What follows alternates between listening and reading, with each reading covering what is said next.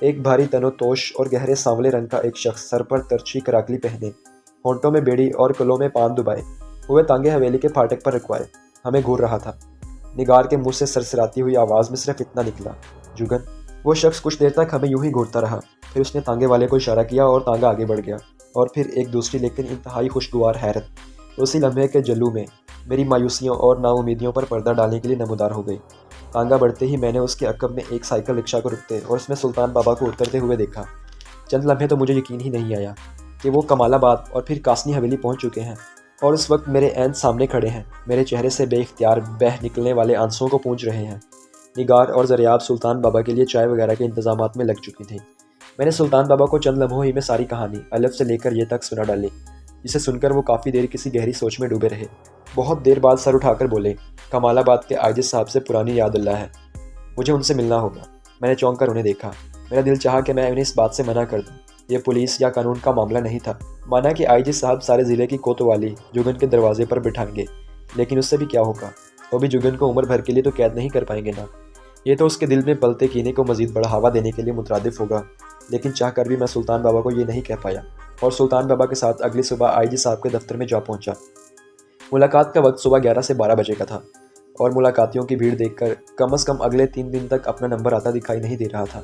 بہرحال میں نے قاعدے کے مطابق کاغذ کی ایک چٹ پر سلطان بابا کا نام لکھ کر استقبالیہ کلرک کو دے دیا، جو 10-15 منٹ کے وقفے سے جمع شدہ ناموں کی پرچیاں اندر آئی جی صاحب کے پی اے کو بھجوا رہا تھا۔ پھر اچانک ہی ایک عجیب بات رونما ہوئی۔ اندر سے پکی عمر کے ایک صاحب جلد بازی میں برآمد ہوئے، اور ان کی وردی پر لگے فیتوں سے زیادہ ان کی شخصیت شاندار تھی۔ ان کے پیچھے ہی باوردی اسٹاف، پولیس والے گارڈ اور چند اور عملے کے آدمی ہڑبڑاتے ہوئے تقریباً بھاگتے ہوئے کمرے سے نکل آئے۔ جس راہداری میں ہم بیٹھے ہوئے تھے وہاں بھی کھلبلی سی مچ گئی۔ پتہ چلا کہ یہی صاحب آئی جی نصیر احمد ہیں۔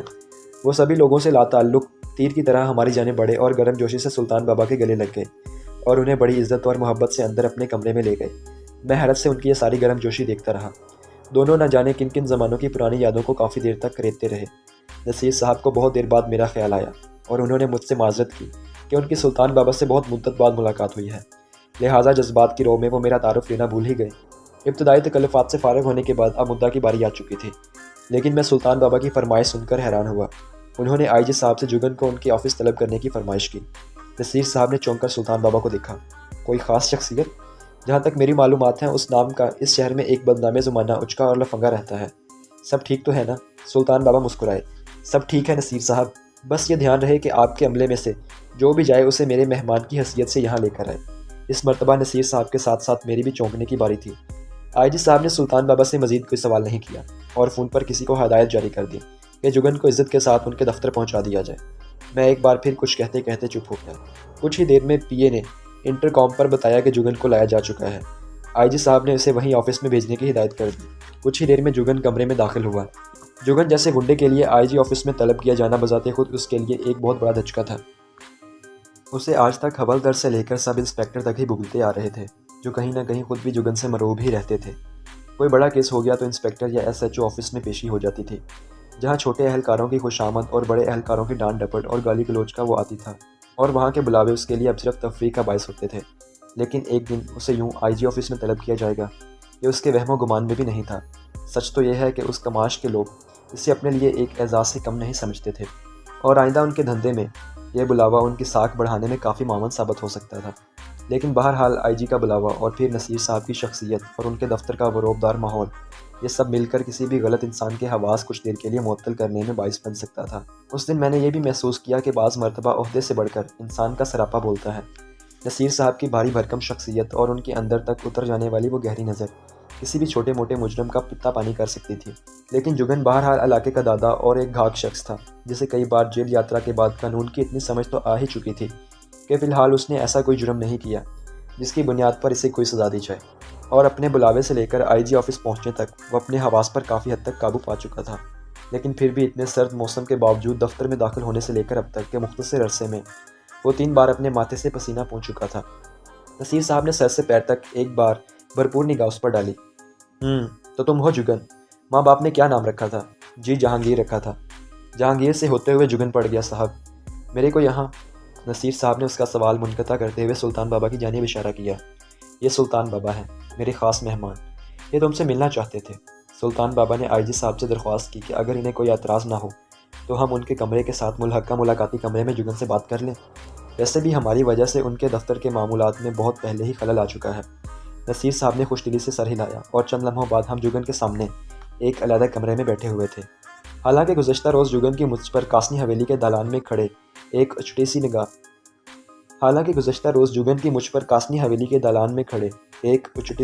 نگاہ تو پڑ چکی تھی، لیکن اس کے تاثرات بتا رہے تھے کہ وہ مجھے نہیں پہچان پایا۔ اب اس کا چہرہ باقاعدہ ایک سوالیہ نشان بن چکا تھا، لیکن جانے یہ سلطان بابا کا ٹھہرا ہوا لہجہ تھا یا پھر اس ماحول کا اثر کہ وہ چاہ کر بھی ہم سے کوئی ایسا سوال نہیں کر سکا۔ سلطان بابا نے شاید جان بوجھ کر کچھ زیادہ وقت لیا اور پھر دھیرے سے کھنکار کر بولے، معافی چاہتا ہوں جہانگیر میاں، تمہیں اس طرح یہاں بلوا کر زحمت دی۔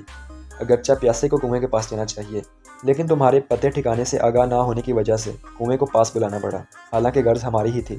جگن جو پہلے ہی سلطان بابا کے منہ سے اپنا اصل نام سن کر ہڑبڑایا سا ہوا تھا، ان کی بات سن کر بالکل ہی بوکھلا سا گیا۔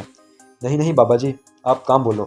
سلطان بابا کچھ دیر جیسے سوچ میں پڑ گئے اور پھر سر اٹھا کر بولے، نہیں یہاں کچھ مناسب معلوم نہیں ہوتا، تم اپنا پتہ دے دو، میں اپنی درخواست لے کر وہیں حاضر ہو جاؤں گا۔ میں نے حیرت سے سلطان بابا کی طرف دیکھا، یہ کیا بات ہوئی؟ بھلا اس شہر میں جگن جیسے بدنام زمانہ کا پتہ ڈھونڈنا کون سی مشکل بات تھی؟ اور پھر اگر ہمیں اس کے گھر جا کر ہی بات کرنی تھی تو پھر اسے یہاں آئی جی آفس بلوانے کی کیا قدر اہمیت تھی؟ خود جگن کے لیے بھی سلطان بابا کی یہ بات کسی اچانک پھٹنے والے پٹاخے سے کم نہیں تھی۔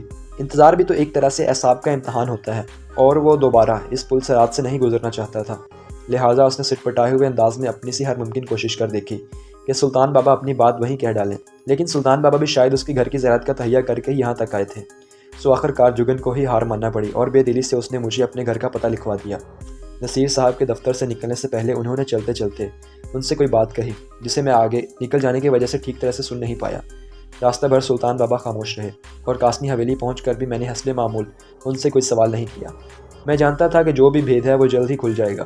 شام 4 بجے حویلی کے پھاٹک سے باہر کسی گاڑی کا ہارن بجا تو انہوں نے اپنے ہاتھ میں پھرتی لمبی سی تسبیح سمیٹی اور اٹھ کھڑے ہوئے۔ چلو میاں ذرا جہانگیر کے ہاں ہو آئیں۔ انہوں نے جب سے جگن کا اصلی نام سنا تھا وہ اس کے تذکرے میں وہی نام لے کر آ رہے تھے۔ جب ہم حویلی سے باہر نکلے تو میں باہر آئی جی صاحب کی سرکاری موٹر کار دیکھ کر زور سے چونکا۔ گاڑی کے ساتھ ہی باوردی شوفر اور چاقو چبند محافظ کو دیکھ کر میری حیرت دو چند ہو گئی۔ آخر اس کرو فر سے جگن جیسے گنڈے کے گھر جانے کی کیا ضرورت تھی؟ اور پھر سلطان بابا تو ایسے دکھاووں سے ہمیشہ ہی اجتناب برتتے تھے، پھر آج یہ سب کچھ کیوں؟ میں انہی سوچوں میں گم تھا جب گاڑی نے ایک لمبا سا موڑ کاٹا اور ہم ایک پسماندہ سے علاقے میں داخل ہو گئے، جہاں کچی گلیوں کی مٹی میں اٹے بچوں نے کچھ دیر تک ہماری گاڑی کا پیچھا کیا اور پھر تھک کر حسرت بھری نگاہوں سے دھول اڑتی گرد کا حصہ بنتے گئے۔ مجھے یوں محسوس ہوا کہ ڈرائیور کو ہماری منزل کا بخوبی اندازہ تھا، کیونکہ اس نے راستے میں ایک بار بھی ہم سے کوئی تصدیق نہیں چاہی اور گاڑی سیدھی جگن کے بتائے ہوئے پتے پر ہی جا کر روکی۔ تب تک گلی کے تمام لوگ چوکنے ہو کر حیرت اور کچھ خوف سے آئی جی صاحب کے محافظ کو ہمارے لیے دروازہ کھولتا دیکھ رہے تھے۔ ان کے لیے یہ بھی جگن کی طرح ایک انہونی تھی، کیونکہ آج تک انہوں نے زیادہ سے زیادہ کسی سب انسپیکٹر یا ایس ایچ او کو جگن کے دروازے پر ملغوزات بکتے یا کاغذ کے چند ٹکڑے مٹھی میں دبائے نظریں چرا کر جاتے ہوئے دیکھا تھا، لیکن اس طرح لمبی چوڑی سرکاری گاڑی میں سے ایک بزرگ درویش اترتا وہ پہلی مرتبہ دیکھ رہے تھے، جو جگن کے سر پر ہاتھ پھیر کر اسے دعائیں بھی دے رہا تھا۔ خود جگن کی اپنی سیٹی گم لگ رہی تھی اور اسے سمجھ نہیں آ رہا تھا کہ ہمارا استقبال کیسے کرے۔ آئی جی صاحب کا ہمارے ساتھ پرتپاک سلوک وہ دیکھ چکا تھا، اور اب ہمیں ان کی گاڑی سے اترتا دیکھ کر تو جیسے اس کے اوساں ہی خطا ہو گئے تھے۔ اس نے آج تک لوگوں کو خود سے ڈر کر نفرت سے بھاگتے ہوئے ہی دیکھا تھا۔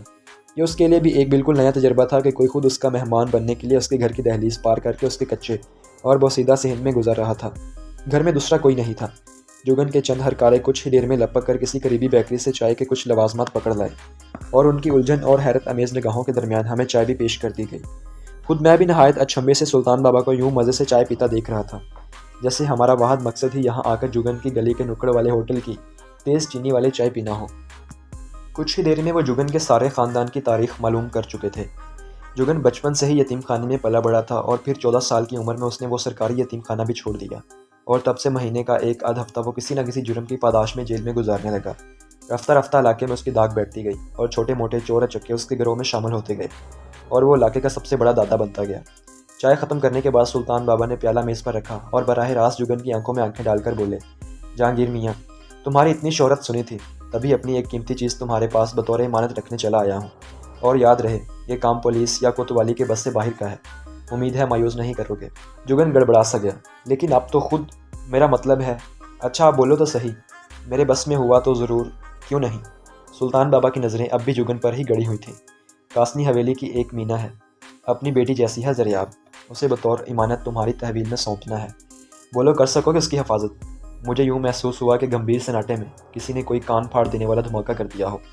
جگن تو بوکھلا کر کھڑا ہی ہو چکا تھا، خود میرے کان بھی سائیں سائیں کر رہے تھے۔ اب مجھے سمجھ آ رہا تھا کہ سلطان بابا نے جگن سے براہ راست بات کرنے کی بجائے اتنا لمبا راستہ کیوں اختیار کیا تھا۔ اگر یہ درخواست وہ سیدھے راستے آ کر جگن کے سامنے پیش کرتے تو یقیناً وہ ہماری التجا کو بھی اس طرح ہنسی میں اڑا دیتا جیسے ہر کمزور کی فریاد کا انجام ہوتا آیا ہے۔ سلطان بابا نے صبح ہی جگن کو یہ باور کروا دیا تھا کہ ان کی ڈوری کہاں کہاں بندھی ہوئی ہے۔ پھر انہوں نے شام کا وقت لے کر جگن کو خود اور انہیں مزید تولنے کا وقت بھی فراہم کر دیا، اور پھر اب شام کو پولیس کے سب سے اعلیٰ عہدیدار کی گاڑی میں پوری شان و شوکت کے ساتھ جگن کے دروازے پر اتر کر انہوں نے جگن کے حوصلوں پر آخری کاری ضرب بھی لگا دی تھی۔ اور اس ساری تمہید کا مقصد جگن کو صرف اتنا ہی احساس دلانا تھا کہ اس کے مقابل اتنا وزن رکھتے ہیں کہ اگر چاہیں تو وقت پڑنے پر ساری حکومتی مشینری اپنے حق میں استعمال کر سکتے ہیں۔ لیکن ان کی آخری بات اور عاجزانہ درخواست نے جگن پر یہ ظاہر کر دیا تھا کہ آنے والوں کے ظرف کا پیمانہ اس کے اندازوں سے کہیں زیادہ گہرا اور وسیع ہے، اور وہ اس کی دہلیز پار کرنے سے پہلے ہی اپنا ہتھیار باہر میدان میں پھینک آئے ہیں۔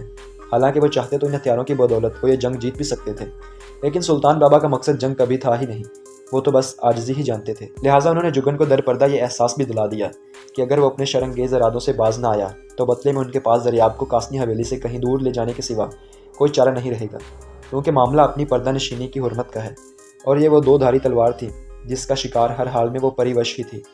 سلطان بابا اپنی بات ختم کر کے چپ ہو چکے تھے، اور جگن کے چہرے سے صاف پتہ چل رہا تھا کہ اس کے دل و دماغ میں اس وقت نہ جانے کتنے طوفان اور آندھیوں کا جھکڑ اپنی چیخوں سے اتھل پتھل مچا رہے تھے۔ وہ اسی طرح گمسم سا اپنی جگہ پر کھڑا رہ گیا تھا، اور آس پاس منڈلاتے اس کے ہرکارے بھی دم سادے اپنی جگہ جمے ہوئے تھے۔ کچھ دیر تک ماحول پر وہ اعصاب شکن خاموشی طاری رہی۔ سلطان بابا نے اٹھ کر جگن کے کاندھے پر ہاتھ رکھا۔ اگر میری مانگ بہت بڑی ہے تو میں معافی چاہتا ہوں میاں۔ جگن کا جسم ذرا دیر کے لیے لرزا سا گیا۔ میں بھی گھبرا کر اٹھ کھڑا ہوا، اور پھر وہ ہوا جو یہاں کے باسیوں کے لیے دیکھ پانا کبھی ممکن نہ تھا۔ جگن کو آج تک کسی نے زندگی بھر کبھی اتنی عزت اور پیار سے نہیں پکارا تھا۔ عزت تو دور کی بات، کسی صاحب اختیار نے اس سے سیدھے منہ بات کرنا بھی گوارا نہیں کیا تھا۔ سلطان بابا نے اس کے لرزتے شانوں پر ہاتھ کیا رکھے کہ اس کے اندر کا 10-12 سالہ وہ یتیم بچہ کود کر باہر نکل آیا، جسے آخری بار اس محلے کی مسجد کے پیش امام نے سر پر ہاتھ پھیر کر دعا دی تھی۔ جگن کی فولادی جسم نے 2-4 ہچکیاں لیں، اور پھر وہ جامد برف کا پہاڑ کچھ یوں ٹوٹ کر پگھلا کہ آس پاس سب ہی جل تھل ہو گیا۔ اس کے کارندے اپنے استاد کو یوں بچوں کی طرح آنسو بہاتے دیکھ کر پہلے تو اس کی جانب دوڑے اور چاہا کہ لپک کر اسے سنبھال لیں، لیکن اب اس گپھرے دریا کے آگے بند باندھنا ان میں سے کسی کے بس کی بات نہیں رہ گئی تھی۔ نتیجتاً کچھ دیر بعد خود ان میں سے بھی چند اپنی آنکھیں پوچھتے نظر آئے۔ سچ ہے کہ شاید آنسو بہترین کفارہ ہے۔ سلطان بابا کو مزید کچھ کہنے کی ضرورت نہیں پڑی، اور جس وقت جگن ہمیں رخصت کرنے کے لیے اپنی گلی میں آیا تب تک اس کا اپنے آنسوؤں سے دھلا ہوا چہرہ یہ صاف بتا رہا تھا کہ اب کمال آباد میں قاسنی حویلی کا اگر کوئی سب سے بڑا محافظ ہوگا تو وہ خود جگن ہی ہوگا۔ اب یہ ظرف سے ظرف کا سودا بن چکا تھا، اور آج تک اس برے انسان کے اندر کے ظرف کو تولنے کے لیے کسی نے اپنے ترازو پیش ہی نہیں کیا تھا، اور آج جب کسی صاحب ذوق نے اسے خود اس کانٹے پر پرکھنے کا موقع فراہم کیا تو اس کے من کے اندر چھپی کان کا سارا سونا اس زنگ آلود آہن کے نیچے سے جھلک آیا۔ اگلے روز جب ہم قاسنی حویلی سے رخصت ہوئے تو نگار اور دریاب کی آنکھوں میں بھی آنسو تھے۔ میں اور سلطان بابا پھر سے کچھ نئے رشتے بنا کر اپنی اپنی راہ کے لیے نکل پڑے تھے۔ اسٹیشن پر جگن کا پورا ٹولہ ہمیں رخصت کرنے کے لیے موجود تھا۔ میں جبل پور کے اسٹیشن پر اترنے سے پہلے سلطان بابا سے جلد وہاں کا پھیرا لگانے کا وعدہ لینا نہیں بھولا۔ میں نے جبل پور اسٹیشن پر ہی زہرا کو ساری صورتحال ایک خط میں لکھ کر بھیج دی اور درگاہ کی جانب چل پڑا۔